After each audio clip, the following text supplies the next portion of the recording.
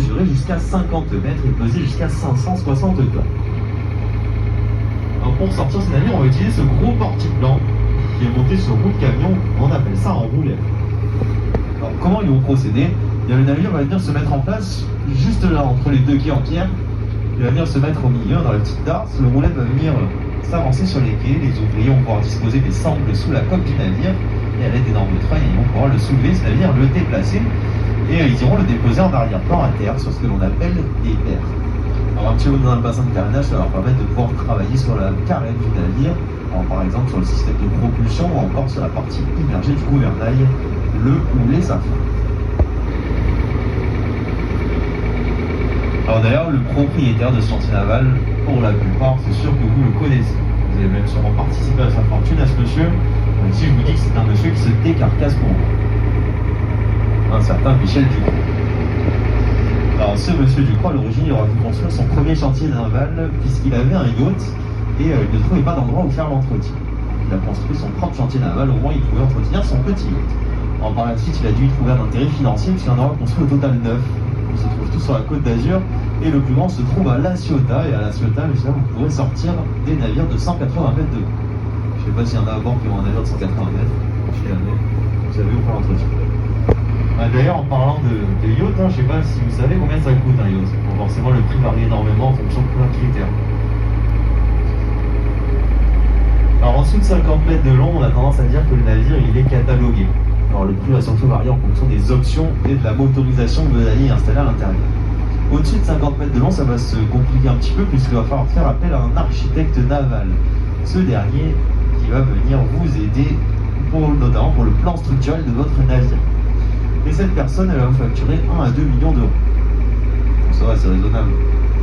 Vous n'êtes pas 1 ou 2 millions près. Alors, 1 à 2 millions d'euros le mètre linéaire, messieurs dames. Sinon, c'est pas très cher. Alors, vous l'aurez compris, si on prend l'exemple d'un navire de 60 mètres de long, cela vous coûtera au bas entre 60 à 120 millions d'euros. Et j'ai l'orgueil de vous apprendre que pour ce prix-là, vous n'aurez qu'un très joli morceau d'aluminium qui flotte, puisque c'est le prix de la coque nue. Vous n'aurez ni les moteurs, ni les appareils de navigation, ni les appareils de sécurité. À ce prix-là, il faudra rajouter les membres d'équipage à payer, la place au port et bien sûr la consommation en carburant. Allez, on va pouvoir enchaîner sur notre droite avec cette première fortification. Ici, nous avons le fort carré de l'Aiguillette. Ce fort il date du XVIIe siècle. Il a été conçu par le très célèbre ingénieur militaire M. Vauban. M. Vauban, très présent dans notre région, dans la France entière également, avec de nombreuses fortifications à son actif. D'ailleurs, en passage, toutes les fortifications de M. Vauban sont classées au patrimoine mondial de l'UNESCO. Alors, M. Vauban, il était réputé pour ajouter une petite particularité stratégique dans chacune de ses fortifications. Alors sur ce fort, ça va se passer au niveau des bouches à feu.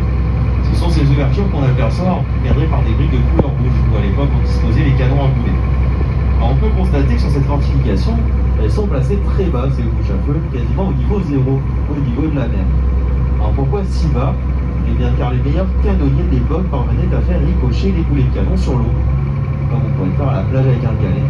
Alors ça leur permettait dans un premier temps d'accroître considérablement leur portée, puisqu'ils pouvaient la multiplier par 2 voire 3 pour les meilleurs d'entre eux.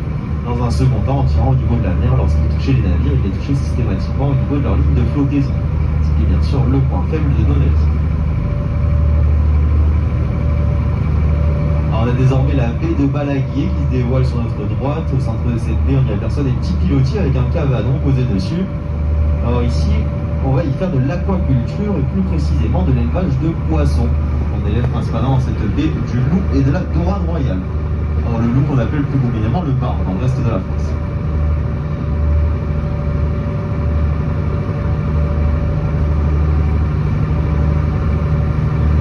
Sur la gauche de ces pilotis, entre les pilotis et ce voilier comme denrée verte, à terre on aperçoit un bâtiment qui n'a plus de toiture.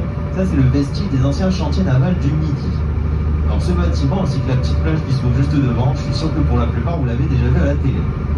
Puisqu'ici on a tourné quelques scènes d'un film français assez célèbre. Alors ce film il date de 1900.